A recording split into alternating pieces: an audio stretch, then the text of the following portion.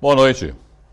Debaixo de muitos protestos, os vereadores de Santos aprovaram ontem à noite, em primeira discussão, o projeto de lei que trata do reajuste salarial dos servidores públicos encaminhado pela Prefeitura à Câmara Municipal. Os funcionários estão em greve desde o início de março e queriam que os legisladores rejeitassem a proposta, já que ela fixa o reajuste abaixo da inflação. A segunda e definitiva votação ocorre na próxima segunda-feira. Os servidores de Santos acordaram de cabeça inchada. Atônitos ainda com a posição da Câmara, em frente à Prefeitura, eles se abrigavam da chuva e discutiam estratégias para reverter a situação. É um projeto que reduz o salário dos servidores à medida que não recompõe sequer a inflação.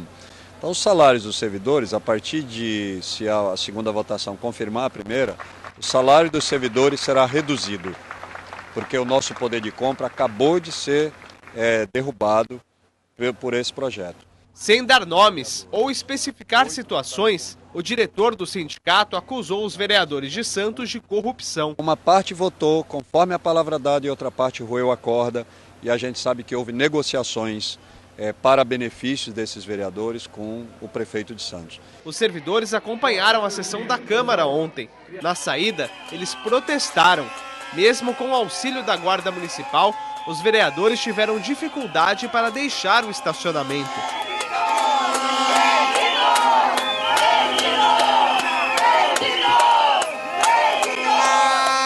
A categoria está indignada, né? Não é por menos. Fez uma luta de 29 dias tentando negociar, né? Um prefeito que se mostrou intransigente, não abriu negociação, fechou a negociação unilateralmente. E aí toca para a Câmara para poder fazer teatro, porque assim, no final a população sabe que a Câmara se comporta como um grande teatro, né? Teve vereadores que votaram contra o projeto do prefeito, a maioria, né, já faz parte da bancada dele, votou a favor, e nisso eles tentam enterrar, né, não só o movimento grevista, como qualquer tentativa de negociação. Nesse vídeo que circula nas redes sociais, eles destacam os vereadores que votaram contra e a favor do projeto da Prefeitura, que consiste nesses itens. De acordo com a administração municipal, o projeto prevê a concessão de abono de 2% ao mês, entre 1º de julho e 30 de setembro, além de 5,35% ao mês, no período entre 1º de outubro a 30 de novembro deste ano. O projeto ainda prevê a incorporação do reajuste de 5,35% sobre os vencimentos a partir do dia 1º de dezembro. O valor do auxílio alimentação dos servidores, que cumprem jornadas semanais de 30 a 40 horas, será de R$ 422,40. Para os funcionários com jornadas entre 20 e 30 horas por semana, o valor seria reduzido em 50%. A cesta básica foi fixada em R$ 263,40. O reajuste é retroativo a fevereiro. Os 13 vereadores que votaram a favor do projeto foram Ademir Pestana, Adilson dos Santos Júnior, Antônio Carlos Banha Joaquim, Augusto Duarte, Braz Antunes, Bruno Orlandi, Fabiano da Farmácia, Geonísio Pereira, o Boquinha, Jorge Vieira, o Carabina, Lincoln Reis, Manuel Constantino, Roberto Teixeira, Sérgio Caldas Santana. Os 8 contrários foram Aldrey Cleis, Benedito Furtado, Francisco Nogueira, o Chico do Setaporte, Fabrício Cardoso, Kenny Mendes, Rui de Roses, Thelma de Souza e Zequinha Teixeira. Nós questionamos a Prefeitura sobre a declaração do diretor do sindicato, Flávio Saraiva, de favorecimento dos vereadores por votarem a favor do projeto, mas não obtivemos retorno até o fechamento desta edição.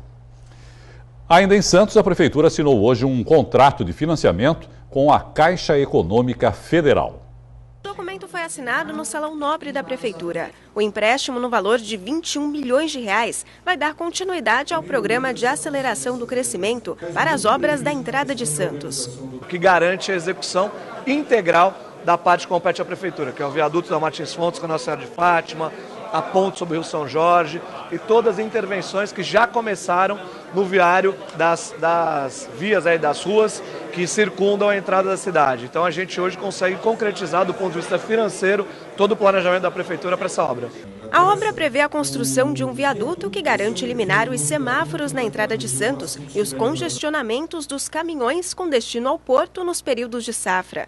O investimento total é de mais de 800 milhões de reais e conta com parceria do governo estadual e federal. Qual é a previsão para terminar essa obra? A parte da prefeitura, cada etapa tem um prazo, mas são 24 meses a partir da assinatura de contrato de cada uma das etapas. São 4 etapas. Temos a etapa 1 já iniciada, a etapa 2 será listada em maio e a etapa 3 e 4 serão listadas agora no segundo semestre. Pretendemos iniciar todas as etapas até o fim deste ano para que elas possam, em 24 meses, estarem entregues à população. O projeto também prevê acabar com as enchentes na entrada da cidade, mas só depois que a obra do viaduto for concluída. Para que o problema seja resolvido de forma completa e integral, é necessário que o município, o Estado e a União façam a sua parte. O município largou na frente e já está fazendo a sua parte. Ainda sobre a Caixa Econômica Federal, o banco antecipou o início da segunda etapa de saques das contas inativas do FGTS para amanhã. Agora tem direito a retirar o dinheiro, além dos nascidos em janeiro e fevereiro, quem nasceu em março, abril ou maio e que foi demitido ou pediu demissão até 31 de dezembro de 2015. A estimativa é que 7,7 milhões de trabalhadores estejam nesse grupo. No site da Caixa você confere quais agências da região vão funcionar em horário diferenciado no sábado e também no início da próxima semana. E a Prefeitura de Santos lançou hoje o Santos SUS, um programa de estágio em parceria com instituições de ensino da cidade. Os 90 novos estagiários são estudantes de medicina, odontologia, veterinária, psicologia, nutrição e serviço social. Os profissionais vão atuar em diversos serviços da rede municipal de saúde. Os contratos têm validade de 1 ano. 7 instituições de ensino participam. A Unisanta é uma delas. Esses estagiários, a partir de agora, terão uma performance mais clara de compreensão do sistema SUS. Então, além de nós termos as dinâmicas pedagógicas já incorporadas aos seus currículos, nós teremos algumas outras dinâmicas de explicação e acolhimento dentro da lógica do SUS, para que esses futuros profissionais da área de saúde compreendam o sistema nas suas maiores especificidades e, é claro, com a prática, que é o mais importante. A Universidade de Santa Cecília, historicamente, tem parceria com as prefeituras da Baixada Santista e executamos um importante trabalho junto à população. O estágio é importante, né, porque faz parte do componente curricular e nós temos, junto às nossas clínicas e atuações com a prefeitura, em parcerias que é um guarda-chuva, atendemos em vários segmentos, para que os nossos alunos tenham uma boa formação dentro da realidade da necessidade do povo num sistema de saúde que ainda é muito carente. Hoje é o Dia Mundial da Saúde, uma boa oportunidade para refletir sobre o verdadeiro significado de uma vida saudável. Para falar sobre esse assunto, nós recebemos o médico e escritor Roberto Debski. Roberto, boa noite, obrigado, por participar mais uma vez aqui com a gente. Eu queria começar perguntando para você qual é a melhor definição de vida saudável, Roberto. Boa noite, Irineu, obrigado por estar novamente no seu programa. É interessante que é o Dia Mundial da Saúde, não das doenças. Então, realmente, a vida saudável é a gente trabalhar com a prevenção, promover a saúde, prevenir as doenças para não precisar depois apagar incêndios. Então, o segredo para uma vida saudável é o estilo de vida. O estilo de vida se compõe de uma série de fatores que é importante frisar, são totalmente relacionados ao nosso comportamento. Então, o que eu vou fazer? Vou fazer atividade física ou não? O que eu escolho comer ou não? Vou beber em excesso ou não? Fumar? Me intoxicar? Sim. Então, isso é que é importante. Mas nesses tempos modernos, vamos combinar que é um pouco complicado isso, né, Roberto? Por exemplo, a alimentação. Todo mundo sabe que a gente tem que ter uma alimentação saudável. Mas se você pensar que hoje os alimentos, por exemplo, utilizam agrotóxico lá no alimento, quer dizer, já complica, você pode até selecionar seu alimento. A poluição da cidade, o estresse, o corre-corre, essa vida moderna que nós temos hoje em dia. Quer dizer, como tentar minimizar esses efeitos que de alguma maneira não dá para a gente simplesmente falar assim, eu vou mudar e isso vai melhorar. algumas coisas dá para mudar, outras não dá, né, Roberto? Então, aquilo que tiver ao nosso alcance, Irineu, a gente tem que fazer. Então, a questão do alimento que você falou, escolher alimentos. Hoje em dia a gente tem um acesso maior a alimentos orgânicos ou maneiras de lavar ou desinfetar esses alimentos, não é? Se eu vou fazer uma caminhada, uma atividade física, aprender a ter uma resiliência maior, que é você se tornar mais resistente ao estresse. Porque se a pessoa fala assim, não, só vou ficar bem quando não tiver nenhum problema, então a gente brinca, então não tem como, porque problemas todos nós temos, mas as escolhas conscientes que a gente faz em relação à alimentação, ao sedentarismo, a usar ou não drogas, álcool em excesso, ter um estilo de vida, aprender a se tornar mais forte emocionalmente, tudo isso com certeza interfere positivamente ou negativamente na saúde que a gente vai ter. Tudo isso passa por uma mudança de hábito, não é, Roberto? Com certeza. Os hábitos, eu diria que são um ponto-chave. Porque antigamente se pensava que tudo era genético. Aí veio o estudo do genoma humano, em 1999, 2000, e descobrimos o quê? Que acima do genético, que tem a sua importância, vem o que chama epigenético, que é o comportamento. Eu sempre dou exemplo, se você tem uma pessoa que vem de uma família com problemas de coração, de pressão alta, se essa pessoa for obesa, sedentária, tabagista, etilista, estressada, ela vai desenvolver esses problemas. Certamente sim, cedo. Se por outro lado ela se cuidar... Mesmo que não tivesse a genética, ia acabar desenvolvendo. Então, mas com a genética é pior, porque todos nós temos uma predisposição genética a algum ou alguns tipos de doença. Isso vem da nossa família, do nosso sistema. Se eu escolher um estilo de vida saudável ou doentio, é que vai fazer a diferença. Então, essa pessoa que se cuidar, ela talvez tenha uma pressão alta, porém com mais idade, com um índice mais baixo. Essa outra pessoa que escolher um estilo de vida totalmente doentio, ela vai adoecer mais cedo e de maneira mais grave. Nós falamos em mudanças de hábitos, mas também a gente pode falar em mudança de pensamentos, em mudar a maneira de pensar e encarar a vida também? Eu diria que o pensamento, o nosso emocional é a raiz de tudo, inclusive das escolhas e dos hábitos. Porque se nós temos nosso emocional equilibrado, temos uma boa resiliência, aprendemos a lidar bem, gerenciar o estresse, as emoções, a gente também vai fazer escolhas melhores na vida. Não vai precisar de derivativos, de drogas, de excesso de álcool, enfim. O emocional equilibrado, porque nós somos um todo, corpo e mente, emoção, não é? Quando nós temos emocional equilibrado, a nossa saúde física também se favorece muito com isso e vice-versa. O ser humano é uma totalidade, um sistema integrado, corpo, mente, emoção, espírito, e é assim que nós devemos encarar. Essa mudança de hábito consegue, por exemplo, mudar uma situação de uma doença que já está instalada, por exemplo, uma hipertensão.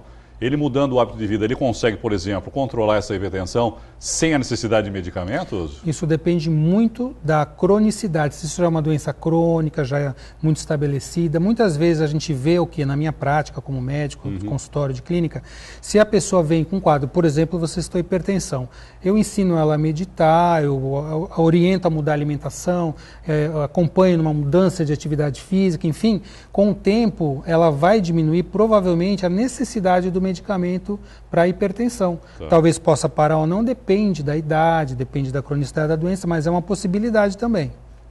A depressão é a doença do século? A depressão está entre as doenças do século. A gente já sabe que há muitos anos atrás já tinha essa estatística da Organização Mundial de Saúde que até 2020, que nós já estamos chegando, ela estaria entre as 3 doenças mais incapacitantes do mundo. E a gente vê que realmente saíram pesquisas agora mostrando que no Brasil o índice está muito alto, as pessoas estão realmente muito depressivas. E a gente fala assim, é a situação, é a política, é tudo. Quais são os principais fatores? Todos esses fatores. A pessoa fica sem perspectiva. Quando você tem uma situação como o país está hoje, como o mundo está, a pessoa fica sem perspectiva. A perspectiva é o futuro. Quando você não tem futuro ou tem uma perspectiva negativa de futuro, você se deprime. Então isso é o futuro, a gente diz de uma maneira metafórica, é a pobreza ou a ausência de futuro. Aí a pessoa fica muito mais ligada no passado, lamentando pelo que foi, o que perdeu, o que já passou, e o futuro dela fica muito curto. Então ela precisa voltar a ter sonhos, valores, conquistas, metas, objetivos, porque aí ela se encaminha para a vida. E isso junto com um tratamento medicamentoso ou não, enfim, com a meditação, com a mudança do estilo de vida, ela pode reverter esse quadro.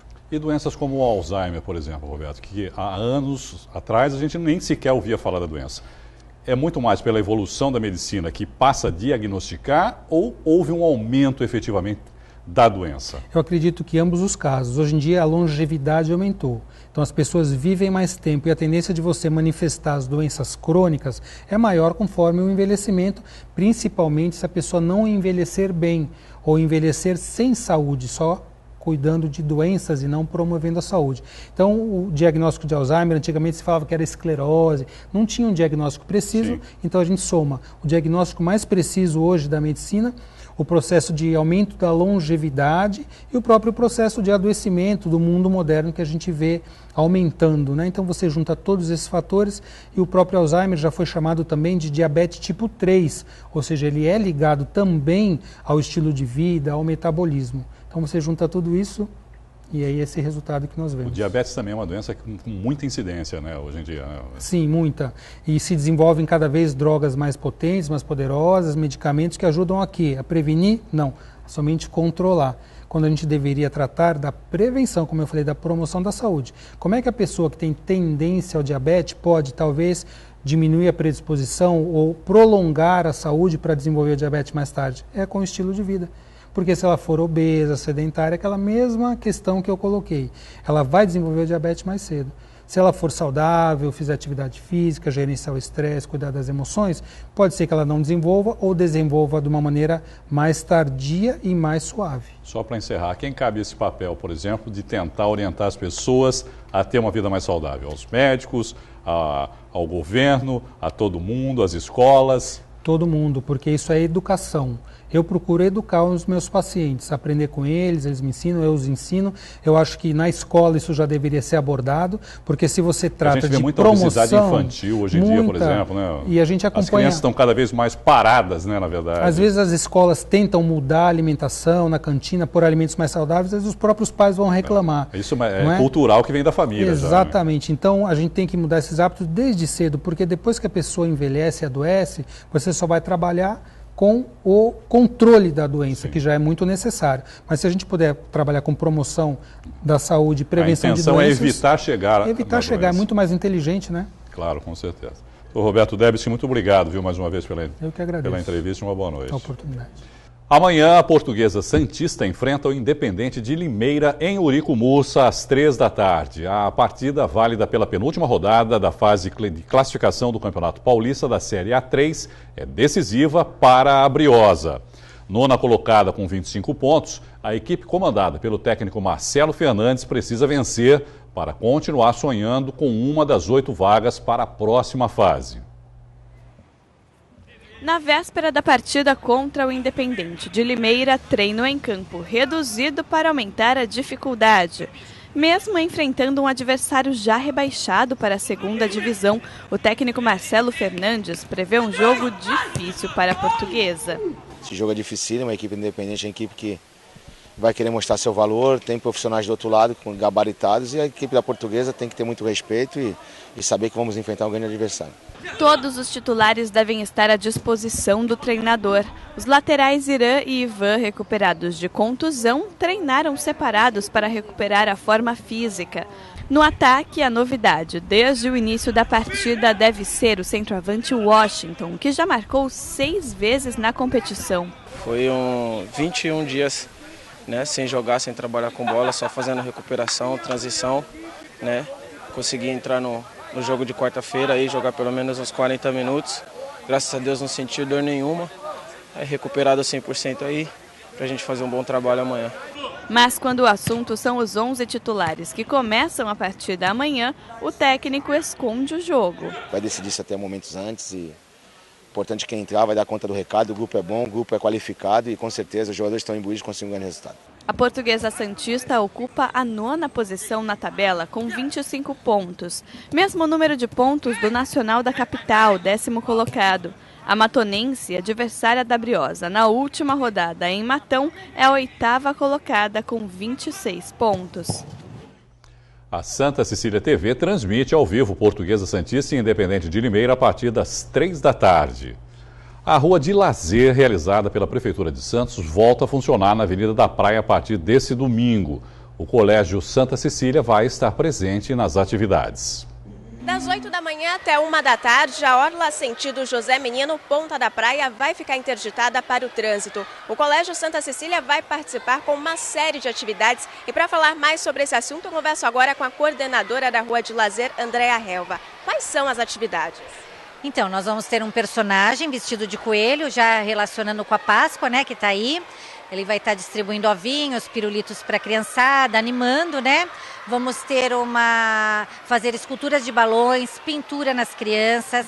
O pessoal de educação física, a monitoria vai estar fazendo atividades com eles, circuito, bambolê. Vamos ter a contadora de histórias, Eliana Greco, vai também contar uma história relacionada à Páscoa para as crianças. E diversão a manhã toda. E é livre para todas as crianças? Livre para todas as crianças, estamos convidando as crianças do colégio, as crianças que vão estar passeando com os pais pela praia para dar uma paradinha lá e assistir e fazer um pouco de atividade com a gente. E a ideia do colégio é participar pelo menos uma vez por mês? Sim, a gente quer ver se pelo menos uma vez por mês a gente vai fazendo essa atividade. Nós já fizemos 2 vezes, deu super certo. Criançada gostou e ficam pedindo, né, que quando vai ter, tia, vai ter de novo. Então a gente está pretendendo fazer pelo menos uma vez por mês. Obrigada pelas informações. Jéssica Santos para o Caderno Regional. As atividades do Colégio Santa Cecília se concentram na esquina do Canal 3 com a Avenida da Praia. Em caso de chuva, a atividade vai ser cancelada. E a edição de hoje fica por aqui. Eu volto na segunda-feira com mais notícias de Santos e da região. Tenham todos um ótimo fim de semana e até lá. Tchau, pessoal.